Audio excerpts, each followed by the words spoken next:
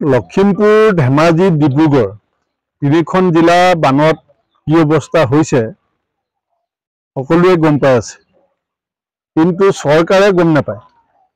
যিটো সময়ত চৰকাৰী বিষয়াসকলক মুখ্যমন্ত্ৰী ডাঙৰীয়াই নিৰ্দেশ দিব লাগিছিলে বানাক্ৰান্ত ৰাইজৰ মাজত থাকি সহায় সহযোগ কৰিবৰ কাৰণে, সেই সময়ত আমাৰ জিলাখনৰ গোটেই সকল বিষয়া মুখ্যমন্ত্ৰী আহিব বুলি প্ৰগ্ৰেম দি দিছে, সকলো তাত ব্যস্ত। এতিয়ালৈকে আমাৰ এই অঞ্চলটোত প্ৰায় মই য'ত ৰৈ আছো ইয়াৰ আশে পাশে প্ৰায় 1000 ঘৰ মানুহৰ ঘৰৰ ভিতৰত পানী সোমাইছে। 10 ফুট ওখ যাৰ চাংঘৰ আছিলে, ভঁৰাল ঘৰ, চবতে পানী সোমাইছে। গৰু ৰখাবলৈ জেগা নাই। দুদিন গৰু বৰষুণত তিতি আছে আৰু গৰু পানীৰ ওপৰত থিয় হৈ আছে। পানীৰ ওপৰত যদি দুদিন গৰু ৰৈ থাকে তেতিয়াহ'লে তাহাঁতৰ এই খুৰা ফটা বেমাৰ এতিয়া আৰম্ভ হ'ব।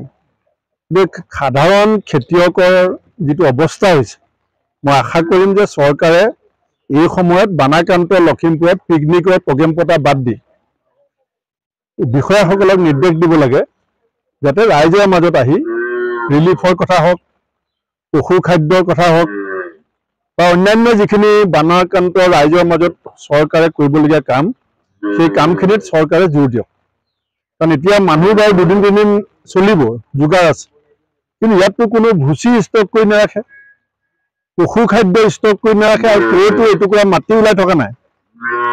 দুদিন গৰু লঘোণে আছে, বিভিন্ন জীৱ জন্তু দুদিন লঘোণে আছে।